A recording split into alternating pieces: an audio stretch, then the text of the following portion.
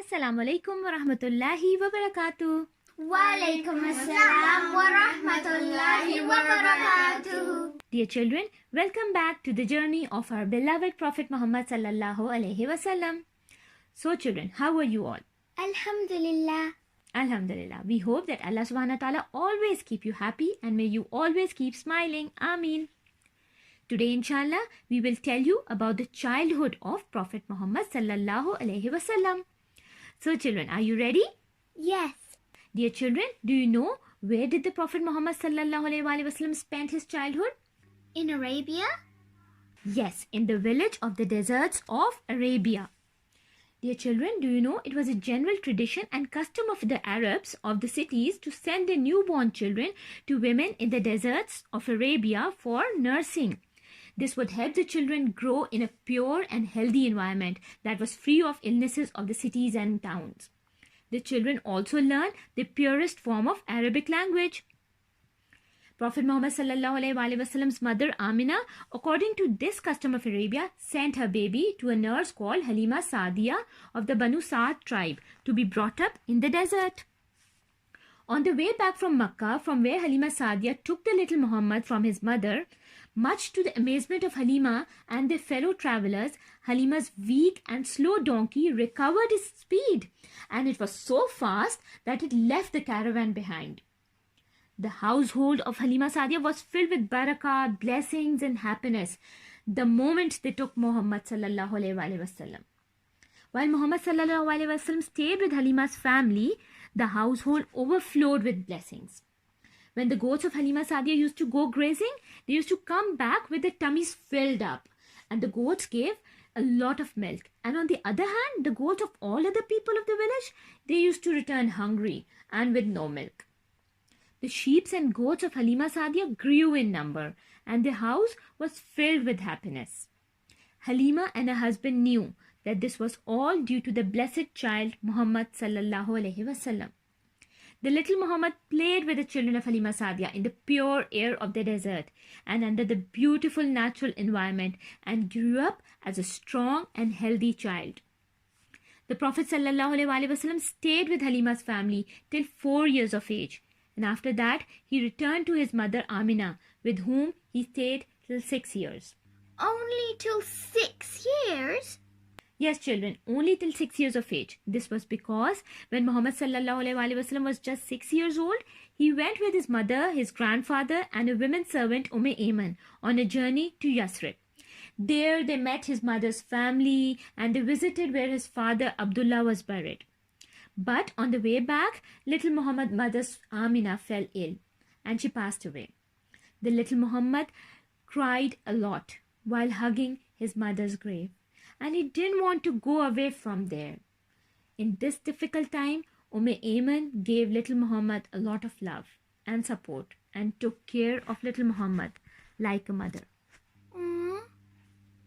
Yes, children, Muhammad's father had already passed away before he was born, and now little Muhammad lost his mother at the age of 6.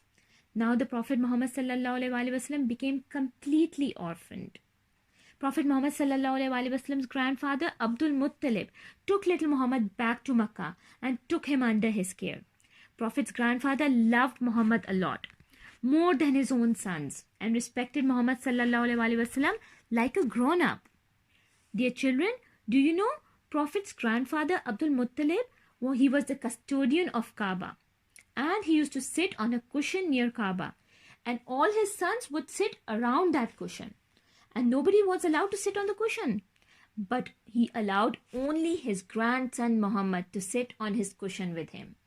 When Prophet's uncles used to stop Prophet Muhammad sallallahu alaihi wasallam from sitting on the cushion, then Abdul Muttalib would say to them, "Leave my son. He has a unique majesty and he has a bright future, and he would hold a significant position."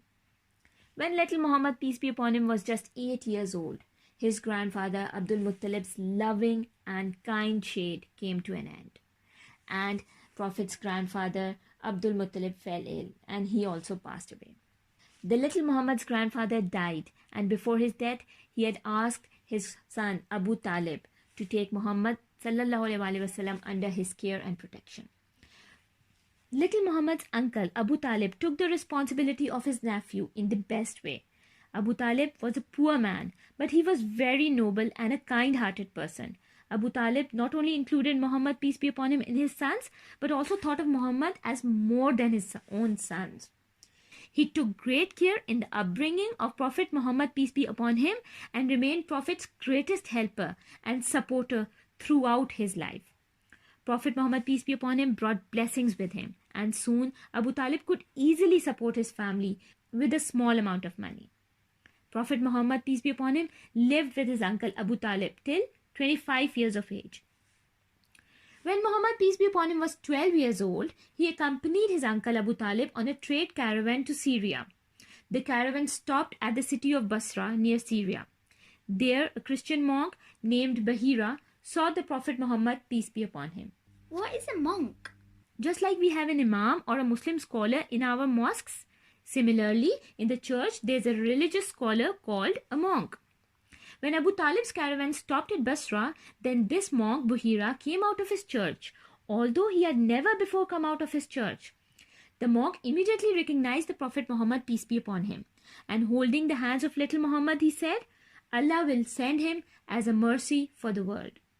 When Abu Talib asked the monk as to how did he know this, then the monk told Abu Talib that when little Muhammad was coming, he had a shade from the cloud above him, and all the trees and the stones were doing sajda to him. How are they doing sajda?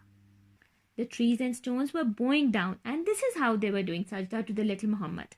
And the monk said that these things never bow down to anyone except a messenger.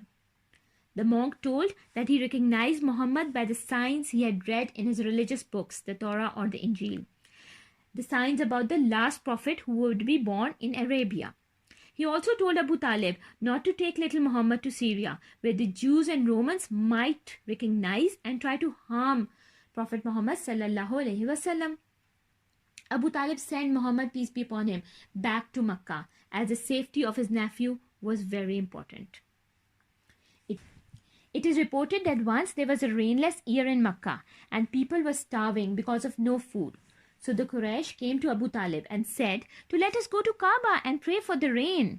Abu Talib went to Kaaba with a beautiful young boy, his nephew, Muhammad, peace be upon him. Abu Talib and Muhammad, peace be upon him, stood by the wall of Kaaba and prayed for the rain. There was not a single cloud in the sky, but soon the clouds came from all the sides, and rain started and caused springs to flow and plants to grow in the country. Dear children, now you may know how was the childhood of our beloved Prophet Muhammad, peace be upon him. And from childhood only, he brought blessings for everyone around him. Next time, inshallah, we will learn how was Muhammad, peace be upon him's life when he was a young man. For this, keep watching our Seerah episodes. Until next episode, take care. Assalamu alaikum wa rahmatullahi wa barakatuh.